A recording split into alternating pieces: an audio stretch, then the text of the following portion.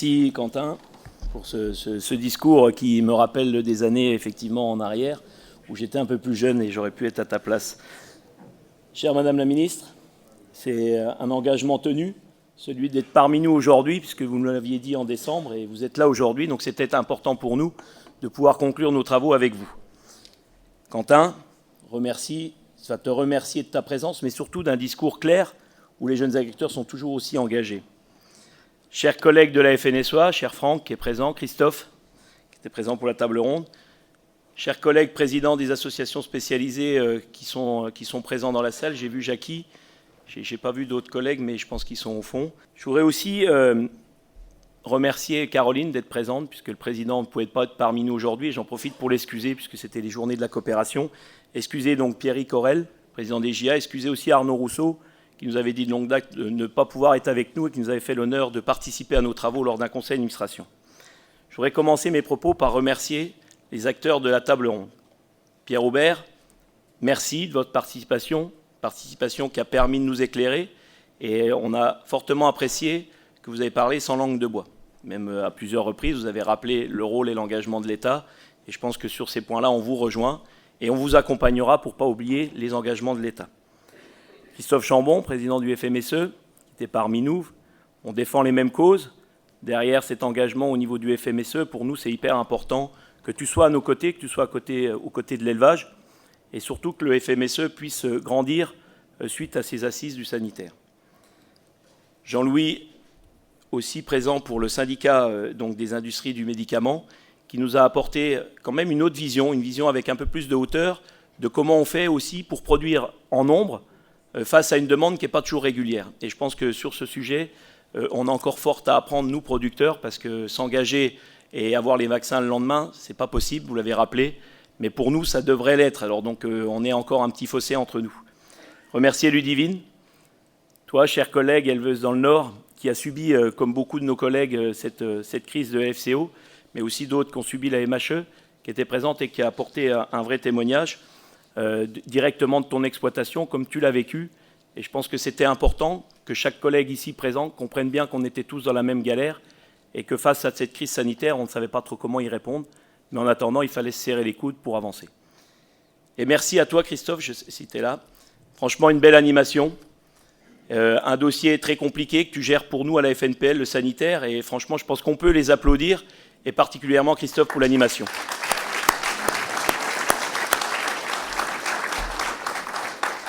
J'en profite aussi pour remercier l'ensemble de mon conseil d'administration et surtout remercier Benjamin et ton équipe pour l'implication à nos côtés. Des fois pas toujours facile, mais ça nous permet à nous d'avancer. Et franchement, merci à une belle équipe de collaborateurs de la FNPL et au conseil d'administration. On peut les applaudir aussi.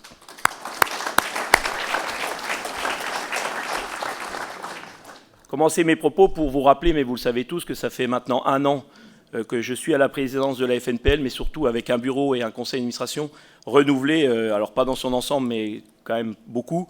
Et ce qui est important de rappeler, c'est les fondamentaux qu'on avait posés l'année dernière, c'était déjà un 9 avril, lors de l'élection du nouveau bureau.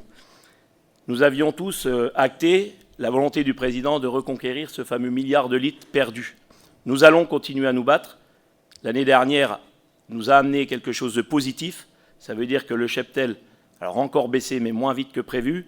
Et derrière, on avait plutôt des perspectives positives d'augmentation de production laitière. Malheureusement, la crise sanitaire est venue par là et a affecté un peu notre embellie sur ce sujet-là. Rappelez que la souveraineté alimentaire est loin d'être assurée durablement en France, même au niveau laitier. Certains pensent que, puisqu'on exporte quasiment 4 litres sur 10, tout est acté. Non. Aujourd'hui, le climat, tel que nous l'avons connu en 2024, nous a quand même fortement impacté, aussi bien sur la qualité de nos fourrages que sur la possibilité de les récolter. Tout le monde est content parce qu'on avait plutôt des fourrages en nombre, mais la qualité n'était pas là. Derrière, je voudrais réévoquer, parce que je pense que c'est important, au fil de l'année, finalement, le sanitaire est venu sur nos exploitations dès le mois d'août. J'ai envie de dire en pleine période de vacances. Cette crise sanitaire, on l'a subie, et malheureusement, aujourd'hui, on en essuie encore les plâtres, si je peux le dire comme ça, parce que bon nombre de collègues n'ont pas encore retrouvé leur capacité à produire sur leurs exploitations. Quand vous perdez une vache, vous savez qu'elle ne fera plus de lait. Mais quand vous avez des vaches qui continuent à avorter, des génisses qui ne viennent pas en production, on sait tous que c'est durablement que la production laitière est impactée dans ces exploitations touchées. Et je voudrais finir aussi sur l'année, une note moins positive, mais qui nous est arrivée tout début d'automne, c'est l'affaire Lactalis. Je vous ai entendu ce matin réévoquer cette affaire parce que pour nous, elle n'est pas derrière nous, elle est encore bien présente dans nos actions.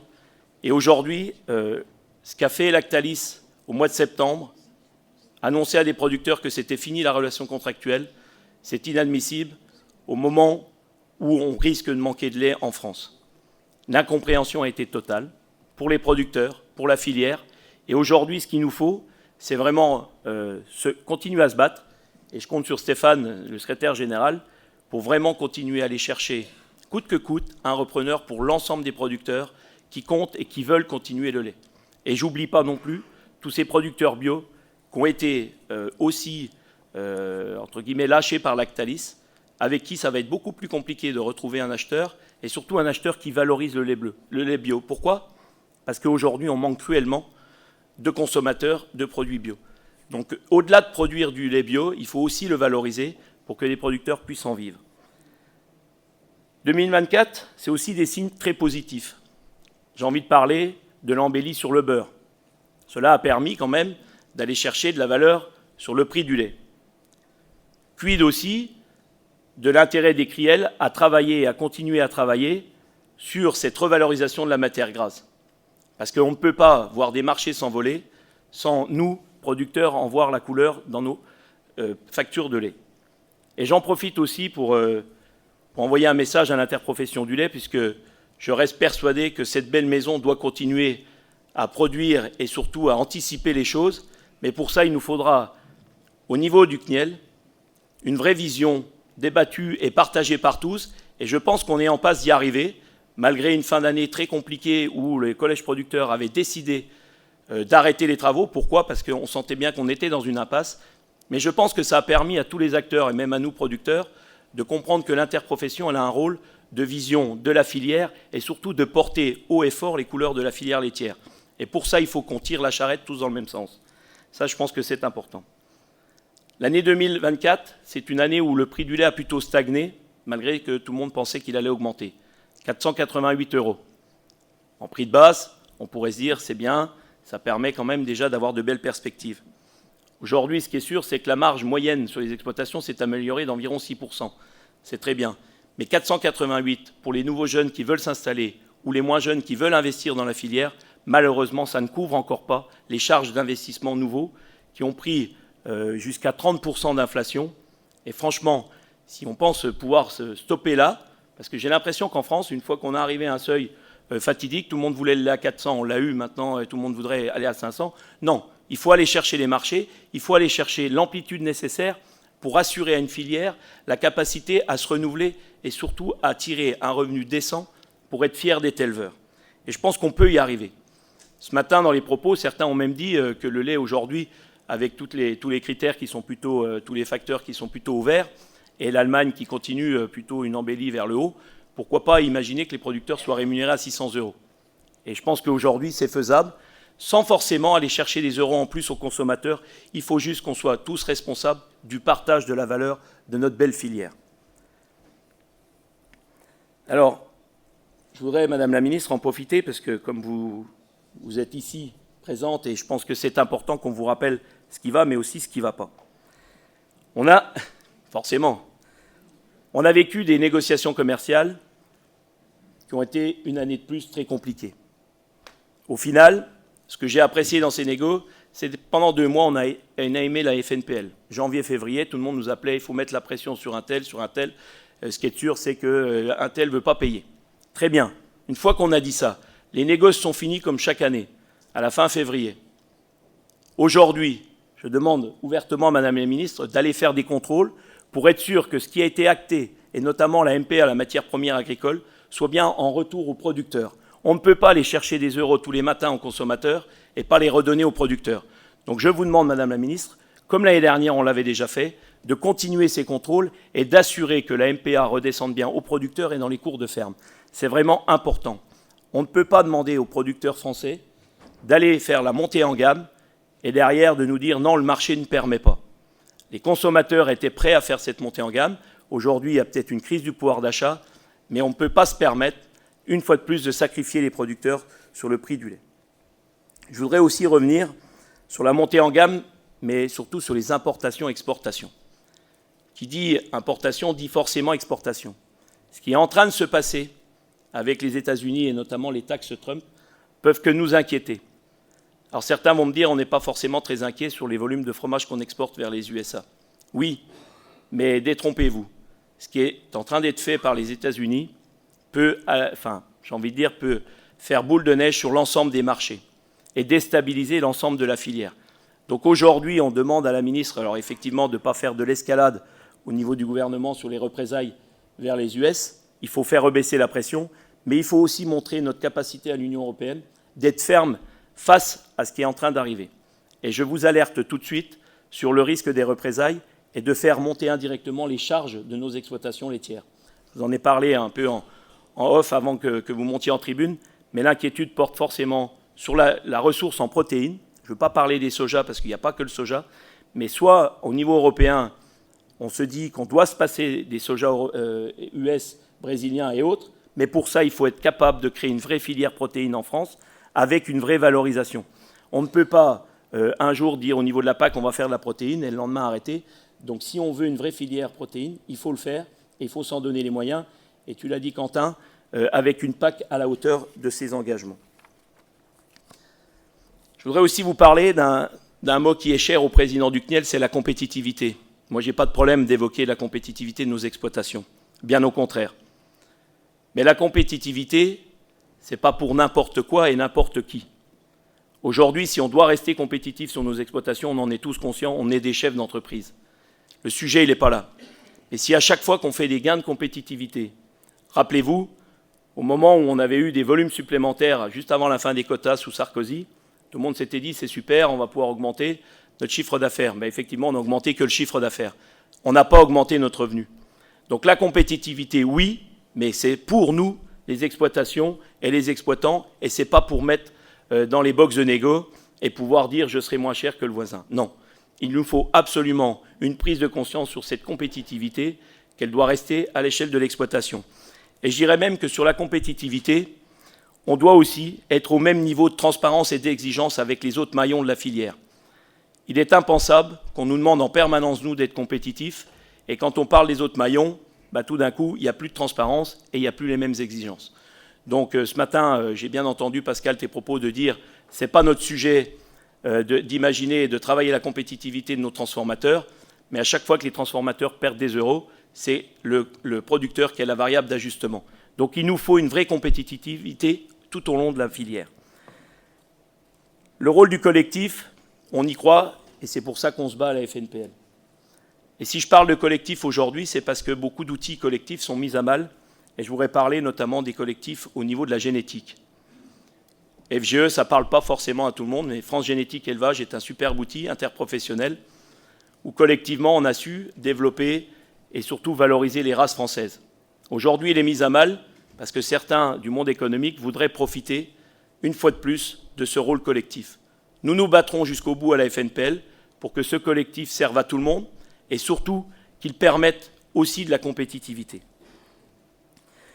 Je voudrais aussi qu'on révoque ensemble le fait de libérer le potentiel de production de nos producteurs. Quand on dit ça, Madame la Ministre, ça ne vous parle pas forcément, mais je vais quand même vous parler des ICPE. ICPE, nous avons encore essuyé cette nuit un revers de médaille où on pensait pouvoir avoir des amendements qui portent sur le dossier ICPE et pouvoir faire enfin relever ce seuil. Je vous rappelle quand même que le seuil ICPE, c'est franco-français, et ça fait plusieurs premiers ministres qui nous garantissent qu'il n'y aura plus de surtransposition franco-française. Où on en est sur la surtransposition franco-française? ICPE, c'est français. Sur les bovins, aujourd'hui, si on s'en tient au texte européen, il n'y a rien. Nous ne sommes pas en IED, donc nous n'avons pas de seuil. En responsabilité, nous avons fait des propositions avec la FNB, justement, pour permettre quand même de mettre des seuils français, parce que même si les élevages augmentent aujourd'hui, on a quelques élevages qui doivent dépasser 500 vaches, mais on est loin des 1000 vaches comme certains le prétendent en France. Et en plus, ce n'est pas le modèle qu'on prône, mais le regroupement souvent des exploitations pour assurer une qualité de vie aussi des éleveurs, fait augmenter la taille des troupeaux. Mais ce n'est pas pour ça qu'on a des troupeaux qui ne sont plus à taille humaine. Aujourd'hui, si vous ramenez à l'actif, et j'ai bien aimé tes propos, Quentin, sur l'actif, parce qu'à la FNPL, on est très attaché à l'actif qui paie du lait, qui produit du lait sur son exploitation. Mais pour ça, il faudra le reconnaître. Mais soyez-en sûrs, Madame la Ministre, sur ICPE, on ne lâchera pas. Donc c'est très bien. Et on fera pareil avec votre collègue du MTE, Madame Agnès Pannier-Runacher, qui pour l'instant est intransigeante sur le fait de se dire on attend de voir si ça sera dans le projet de loi de simplification, notamment de Duplon et Ménonville. Mais nous, ce qu'on veut, c'est agir rapidement pour lever cette épée de Damoclès sur beaucoup d'exploitations en France aujourd'hui, qui ont dépassé malheureusement les 150 vaches et à qui on leur demande des études complémentaires qui vont, une fois de plus, pénaliser l'exploitation et surtout amputer notre compétitivité. C'est surtout ça le sujet. Donc à l'heure où c'est que les États-Unis vont vite, j'espère que la France va faire de même pour aller un peu plus vite. Sur la PAC, je voudrais qu'on parle simplification de la PAC, mais surtout préparer la future PAC. La simplification de la PAC, effectivement, on a vu le ratio prairie amélioré et simplifié, j'ai envie de dire, mais il y a tellement encore à faire sur des sujets tels que les BCAE. Je ne vous les évoque pas tous, mais vous les connaissez par cœur, Madame la Ministre. Et il y a un sujet qui nous pénalise énormément sur nos exploitations, c'est le PAN et le PAR. C'est encore du franco-français, mais il nous faut vraiment quelque chose de visible et de lisible pour que les producteurs, enfin, puissent entreprendre sur leurs exploitations sans risque d'être en pénalité. Le sujet aussi, dont on n'a pas évoqué, mais qui est souvent dans nos têtes, c'est ces fameuses prairies temporaires. Ces prairies temporaires, à la FNPL, ça fait des années qu'on porte le sujet pour dire qu'elles peuvent durer plus de 5 ans. Mais la PAC, dans un souci de réglementation, nous impose, au bout des 5 années, de les retourner pour remettre autre chose et après recréer des temporaires à côté, alors qu'elles étaient encore en capacité à produire. Il faut vraiment qu'on soit entendu sur la future PAC pour que ces prairies temporaires puissent voir le jour au-delà des 5 années. Donc ça, c'est un sujet qui est important pour nous. Et sur la PAC, sur la future PAC, je rappellerai ce que tu as dit, Quentin, sur le budget. On a besoin d'un budget à la hauteur des ambitions de la souveraineté alimentaire européenne. Nous ne pourrons pas être sacrifiés sur les arbitrages européens, notamment sur le remboursement de diverses dettes, pour essayer de se dire que le budget de la PAC, ça fait des années qu'il est comme ci, qu'il est comme ça. Non, il nous faut un budget ambitieux. Rappelez que nous sommes toujours sur un budget à 2 piliers, et ça, nous le défendrons jusqu'au bout. Et je pense qu'on a été entendu au moins sur ces 2 sujets-là. Mais ce qui est important de rappeler, et ce qui est malheureux pour nous, c'est que 2 programmations de PAC, avec de l'hyperinflation, c'est 54% de perte d'efficacité d'1 euro de la PAC dans nos cours de ferme. Donc ça veut dire qu'aujourd'hui, si on voulait être à la hauteur de ce qu'on faisait il y a 2 programmations, 12 ans, Madame la Ministre, il faudrait doubler le budget de la PAC avant même qu'on ouvre des négociations. Donc ça, c'est un point hyper important. Le dernier point, où on va peut-être être un peu en désaccord avec les jeunes agriculteurs au moment où on se parle, mais où à la FNPL, on n'est pas encore sur un sujet très tranché, c'est ce qu'on appelle les programmes opérationnels.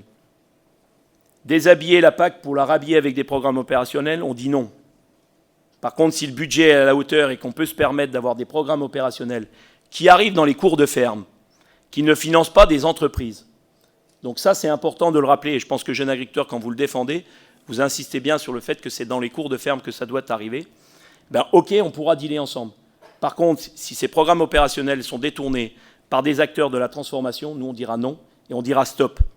Donc ça, c'est un sujet qui nous tient à cœur. On a entendu les revendications, notamment de la filière bio, qui nous demandent d'anticiper ces programmes opérationnels. On n'est pas contre. Mais un programme opérationnel qui paye un camion à sillonner les routes de France, on dit non. Un programme opérationnel qui soutient l'agriculture, qui soutient les agriculteurs dans les fermes, on dit oui. Qui dit programme opérationnel dit organisation de producteurs. Les organisations de producteurs ont besoin de souplesse et ont besoin d'un nouveau souffle. Aujourd'hui, on réitère notre demande de la fin de l'apport total. Vous savez, Madame la Ministre, pourquoi on le demande, ce n'est pas juste un lobby de syndicalistes, c'est de se dire qu'on va obtenir la fin de l'apport total.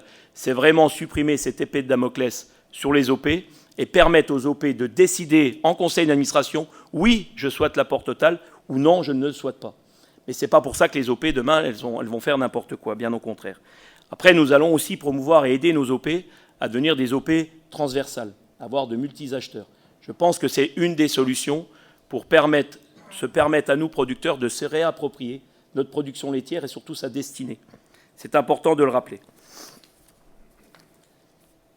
Je voudrais aussi vous parler d'un autre sujet qui nous tient à cœur, la gestion des risques.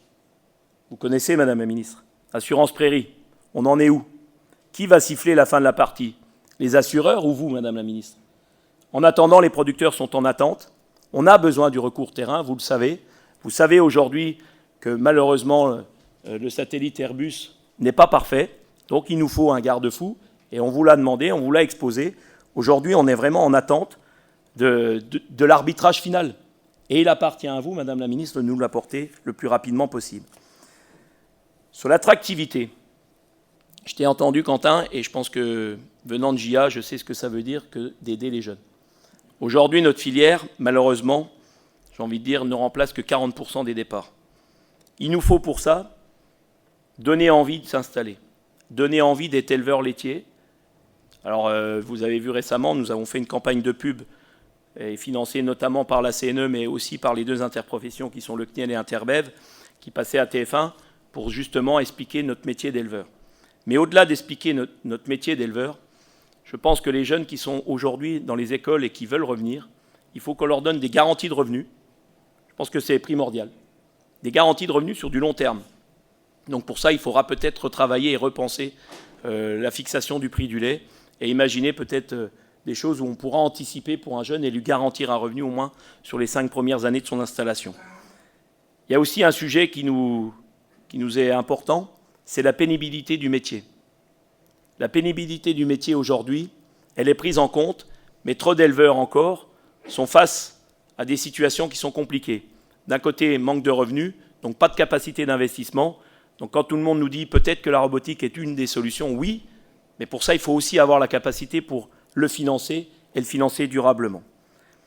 Je voudrais aussi parler de la place des femmes dans la filière laitière.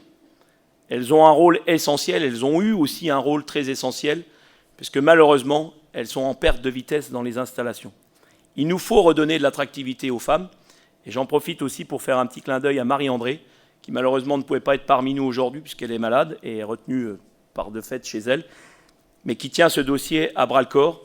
Et je peux vous dire que si je l'ai inscrit directement dans les ambitions de la mandature actuelle, il faut vraiment qu'on avance, et pour ça, il faut qu'on lève des freins, notamment à l'accès au foncier, l'accès au crédit. Il nous faut que nos femmes qui reviennent dans notre filière trouvent leur place. Il ne faut pas juste penser qu'une femme, elle est là pour traire des vaches, bien au contraire. C'est la valeur ajoutée souvent d'une exploitation.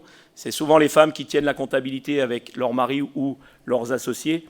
Honnêtement, la place des femmes, elle est capitale si on veut que la filière laitière se redresse rapidement et être sûr que tous les actifs soient mobilisés pour de l'installation future et durable. Donc ça, c'est un point que j'ai mis direct et essentiel sur mon programme pendant ces 3 années de mandat.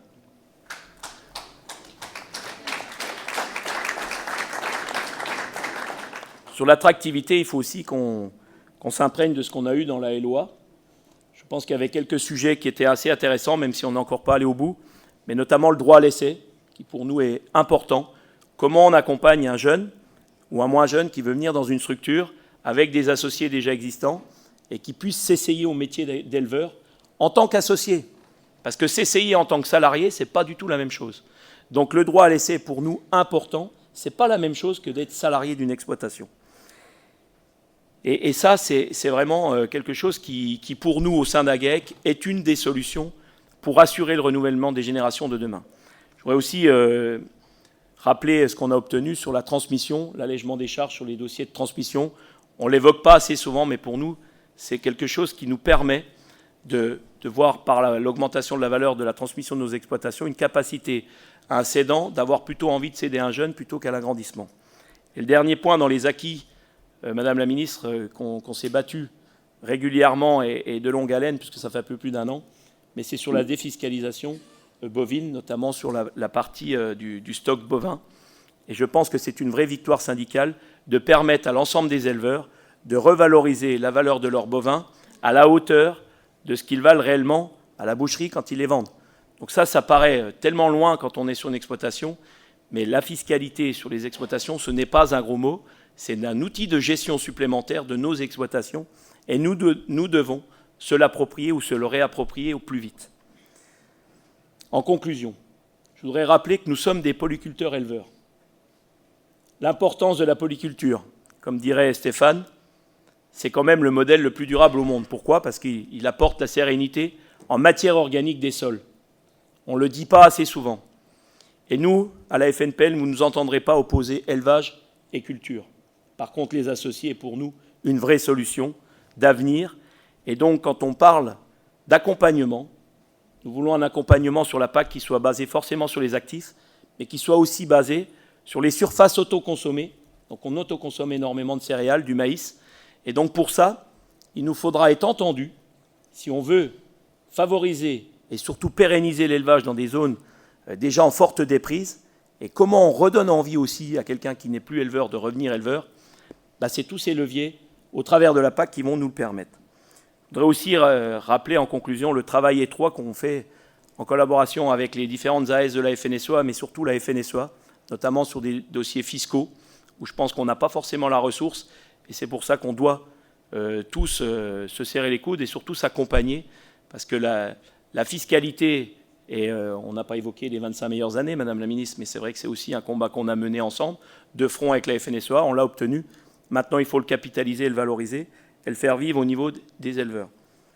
Je voudrais aussi rappeler qu'à la FNPL, nous n'avons jamais opposé production et environnement. Bien au contraire. On veut une production respectueuse de l'environnement, mais on ne veut pas de l'environnement punitif. C'est ça qui est important de rappeler.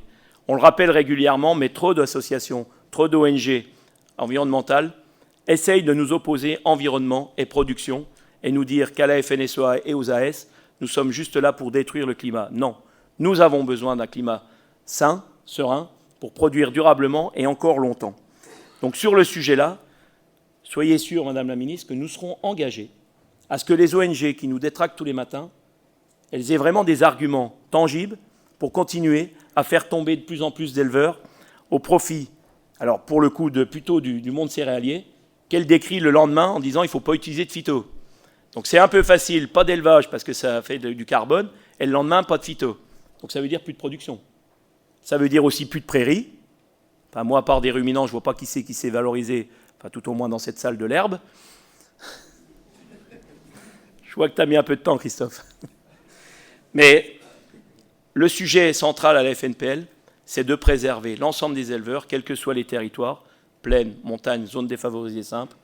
Aujourd'hui, nous avons besoin de toutes les productions nationales, AOP, lait. Alors, j'aime pas le terme, mais en montagne, on parle souvent d'un lait blanc. Moi, j'aime autant un lait conventionnel. Et surtout, nous aurons besoin, et Samuel, je te fais confiance, pour continuer à défendre cette production de lait bio, nous devons remonter la pente. Et je terminerai mes propos que si Egalim fonctionnait parfaitement, je pense qu'on aurait beaucoup moins de revendications et qu'on serait heureux d'être agriculteurs avec une fierté d'avoir un revenu qui est à la hauteur de nos engagements sur nos exploitations. Merci.